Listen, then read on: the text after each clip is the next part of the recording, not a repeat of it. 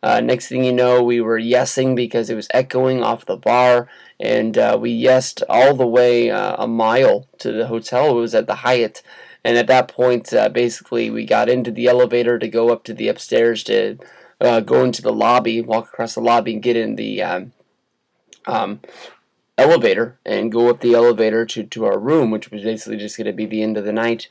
We yesed all the way into that into the elevator, and I just remember just being out of gas from basically running and jumping. The whole way home, we were banging on the buses and everything like that. And I don't know, I don't know if it was the plan to do it once we got out of the elevator.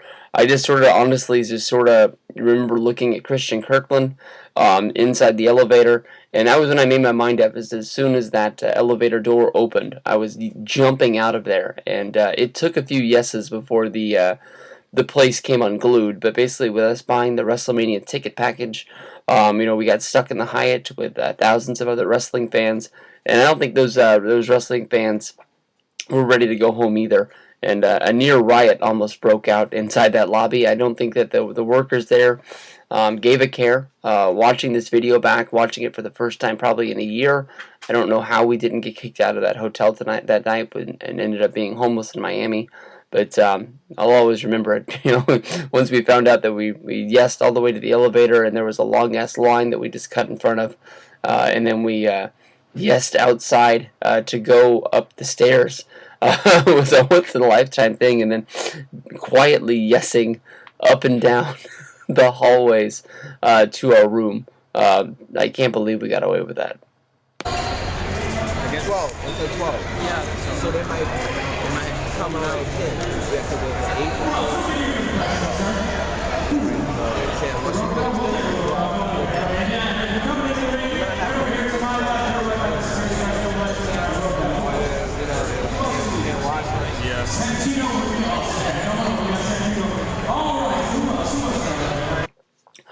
Number 2 on the list is me meeting Hulk Hogan for the first time. Something that I thought was never going to happen. When I bought my TNA 2014 travel package to go down to San Diego for the weekend for Bound for Glory, honestly, the reason why I did that was I believed that, with a VIP travel package that I was going to be able to meet Hulk Hogan. He was sort of that guy for all the travel packages that they put out there for everybody to meet because he was the biggest star that they had. And 2 weeks before we went on the trip, Hulk Hogan's contract ended with TNA. And he left the company, and I honestly was crushed. If you remember the videos I was making about the trip before I went on it, I just was trashing it. I just was saying that this was basically a high-rate indie show that was going to be on pay-per-view, and next thing you know, I got down there and I loved every minute of it. I honestly think I got my money's worth out of that trip, 2 times his worth, but the goal was I still had to meet Hogan.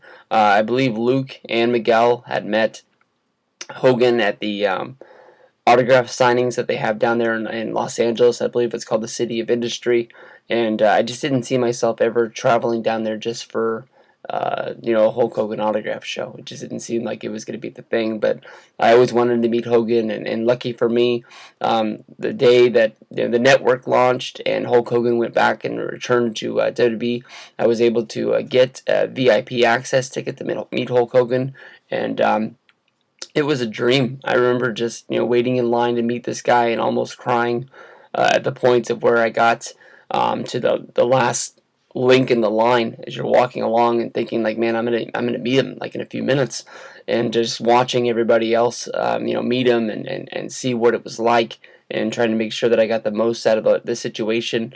I remember climbing those stairs. It felt like I was climbing a mountain, and once I walked up to Hogan, him sticking his hand out asking me how I was doing, and I didn't care. I just gave him this big hug and just wrapped him up. And just remember looking at him like I was 8 years old. I was focused on his face. I couldn't see the wrinkles around his eyes. I could just see his eyes, and just remember just looking at him, just like, wow, I can't believe it. And then the encounter being over, and just hugging them again, and I've been lucky enough to meet Hogan again since then, but there's nothing like the first time. That was just beyond the point of crazy. Number one that's on the list, I can't find video of it for some reason. That the video that I have on YouTube is it isn't striked out, but it's to the point where I can't download it for some reason because it says it matches a second party content. I believe it's because of Triple H's theme music for WrestleMania 30. But at the end of WrestleMania 30, when Daniel Bryan won the championship, that is my number one moment for all of my WrestleMania trips that I've ever gone on. That's the reason why we were there. Daniel Bryan by far is not one of my favorite wrestlers that I've ever seen. He's a great wrestler. He doesn't compare to Hulk Hogan or Triple H to me. I'm a fan of his, this, that, and the other. I don't want it not to come off like that. But, seeing the story progress, like I talked about with the number 3 moment with the Wrestlemania at Monday Night Raw, WrestleMania 28, seeing him get kicked in the face by Sheamus, and then the fans all cheering for him in every city that he went for 2 years for fans finally to make the WWE realize that this guy was a commodity that they should cash in on. Daniel Bryan has an awesome match against Triple H to kick off WrestleMania 30. From there he goes on and he fights in the main event. With Evolution, Triple H was out there and he beat Randy Orton and he beat Batista inside of the ring. And when he got his hand raised and his music cranked, I just remember just being ecstatic. I think I gave my good buddy Justin, I think I gave him 2 huge hugs, and then I turned around and I think I gave Miguel a huge hug. It just was a huge moment of just like he did it. He really did it. He was the ultimate underdog. It was a moment that everybody can look at as somebody saying that for so long he was told he was too small, he was too uncharismatic.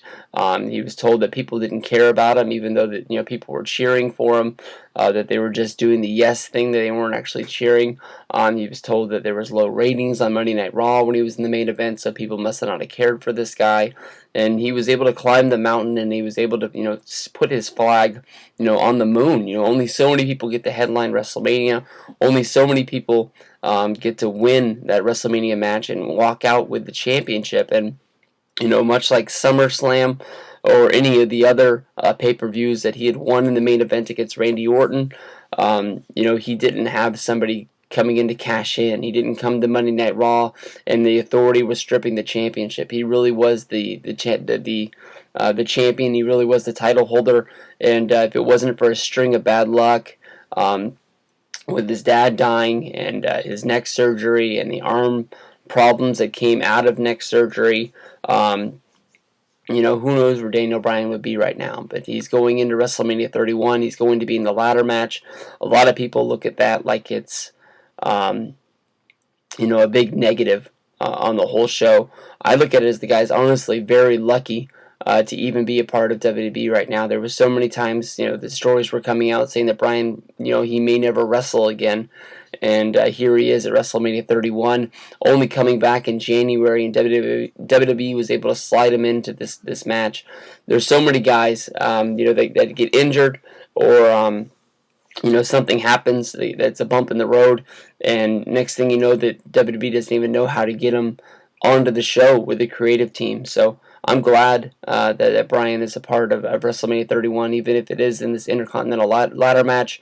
I know it's not in the championship match, but at least it's not like Lex Luger, where he was a big part of WrestleMania 10, being a part of the main event scene after winning the Royal Rumble and then wrestling in a tag match to open WrestleMania 11, or maybe like Scott Steiner, who main evented the SummerSlam and No Way Out pay-per-view with Triple H. And then WrestleMania 20 came around and he wasn't even on the card. So thank you, everybody. I appreciate all my friends, everybody who's ever been on a trip with me, whether if it's the Boston Brothers, Justin, RKO, NWO, Instant Classic 8, LV, Christian Kirkland, anybody that's been along for the ride. I appreciate it. Thank you, guys.